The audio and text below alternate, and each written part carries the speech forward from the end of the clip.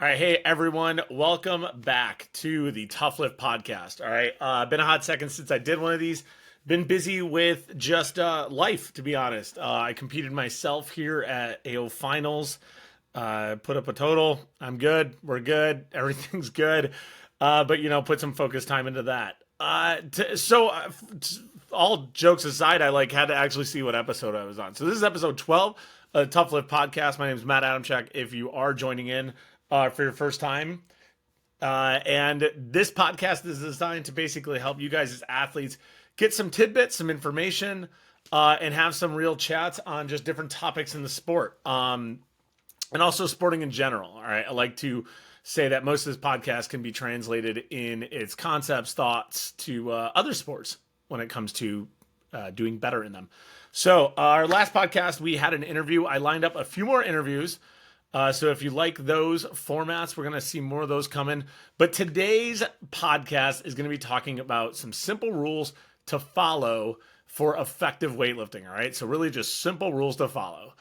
These are going to be all pretty non-debatable, okay? So I wanted to select rules that were just the facts, right? So this is as simple as squatting with flat feet, weight, in the heels, not in your toes, stuff like that. Just no one can really argue with these things.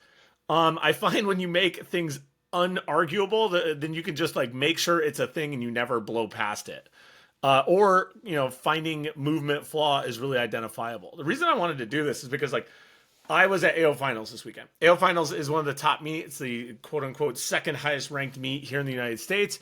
And this was and is always a good opportunity to see what else is going out there, how people are moving and stuff. Now, the AO Finals is kind of like a mash of beginners floating into intermediate stage. And then you also have elite higher level lifters there as well. So you get a good breadth of form and technique to watch.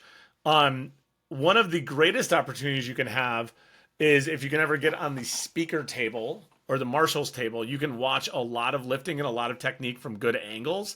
And some of these things are just you can fucking see a lift not about to happen just from some of these things we're going to talk about today.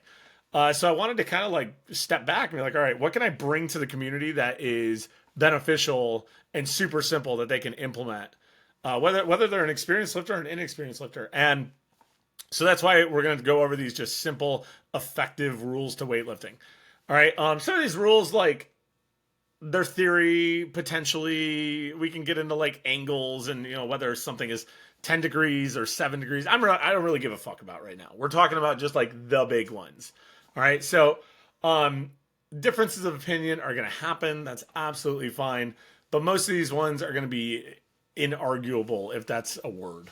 The first one is really just going to be flat, balanced, even foot pressure in your setup. Okay, when you're lifting off the ground, whether it be a snatch or a clean, having a flat, even foot pressure, not too far forward, not too far back, is going to give you the best chance to have a strong lift off of the ground.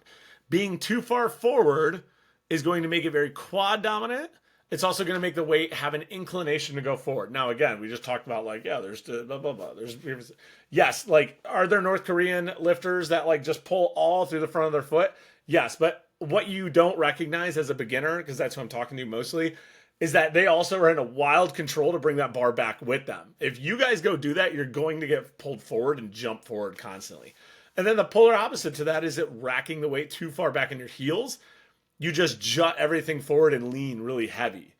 So having a nice, even, flat, balanced foot position in your liftoff, always going to do really good for your lifts. All right. It's also going to allow you and your coach not to have to worry about your liftoff phase generally.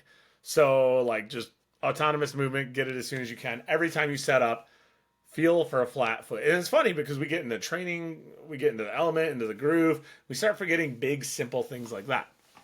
The next one. Head and eyes up and forward. Setting up like this, having a viewpoint, I'm staring into my fucking camera right now. It's probably creepy. That is good for your posture. The body's going to follow your head. Also, your head weighs, I believe it's an eighth of your body weight. So being down here, we're just sending everything forward. All right. And yes, again, we talk, you can talk about, there's lifters that lift like this and they land like that. It's that's a trained thing. You're not trained. Like, chances are, if you're an elite level lifter, unless we're fucking friends, you're probably not lifting or listening to this anyways. So, like, just head and eyes forward, guys. It'll make your lifting better. You'll know where the bar is better. You'll have a better awareness to your balance, all the pros of this, and it's super fucking easy.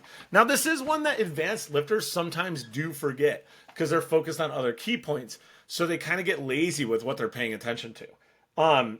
Even more so, like, you can pull your shoulders back. There's just a lot of things that you can do as like a pre-flight checklist, having that head and eyes up. All right, the next one, I have my little sheet over here, is a fun one, like shoulders / armpits over the bar. And I say armpits because this is a cue I've recently been switching to. For years and years, I've said shoulders over the bar, shoulders over the bar. Now, I get sometimes athletes not understanding what that means. They think like this. So they set up in this position, right, and the bar's like right here under them. And they're like, my shoulder is over the bar. I'm like, no, I want this. And then I get in this weird argument about where the fucking shoulder is and what is the shoulder and what is the fucking joint and blah. It's so dumb. So I've just literally gone to a different cueing style of armpits over the bar. And then the discussion is really simple because they understand their armpit is here, not their shoulder.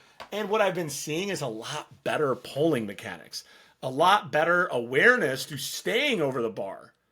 So I've switched recently to instead of shoulders over the bar, saying armpits over the bar. This allows you to stay in good leverage as everything comes up. So as the bar sweeps back, you stay in this good hanged over position, which when you go to extend is going to all load up and vertically. Versus if we're here, this is weird showing on my hands, and you go to extend, most people do this.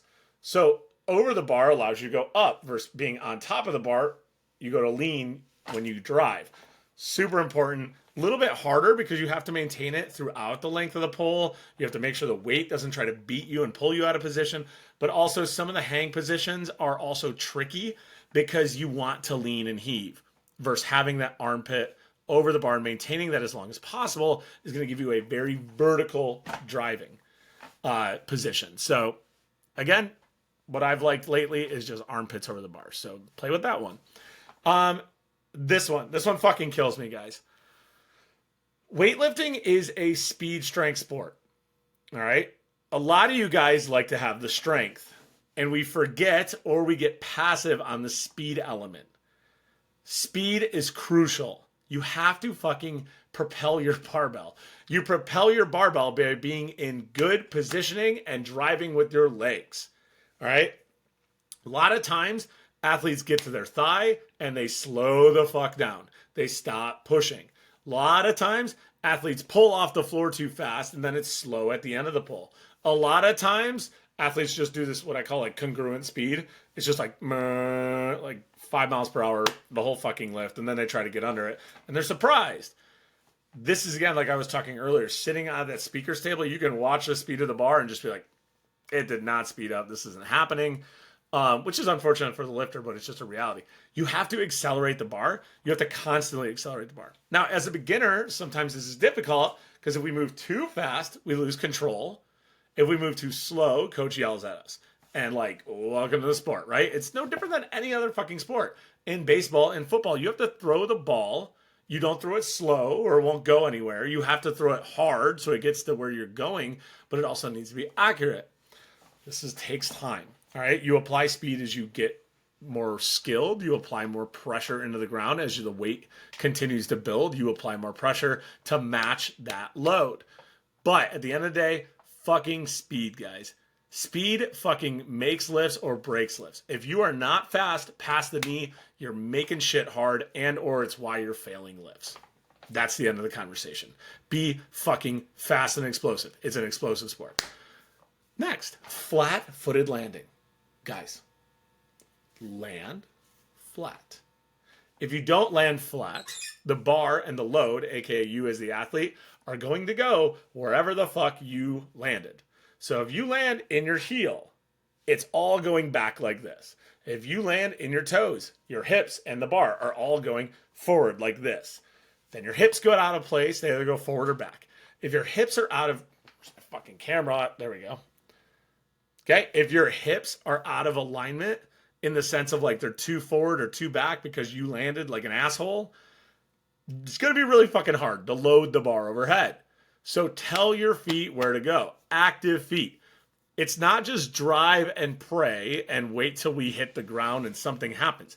You have to tell your feet where to go. Clap, clap, clap. That is what you need to be telling your feet in your warm-ups, forcing them into position, telling them how to land. You must be in charge just as much as you must be in charge overhead. Which moves us to our little bonus one, rule 6. Just fucking hold on to the bar. This is really simple. We joke around at 4-star. Rule number 1, hold on to the bar. Okay? We've said that for years. It's like other coaches say, it's just a rule of the sport. Like, you've got to fight sometimes for these lifts. If something feels off in a competition, you're not going to change anything. You can do the best you can, but like at the end of the day, hold, fight for it.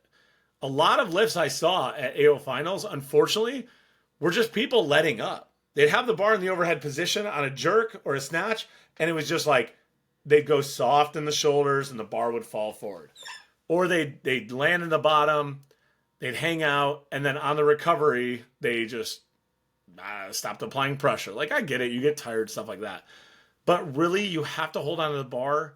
You have to continue to press up into it. You have to remain active literally till the lift is done. All right?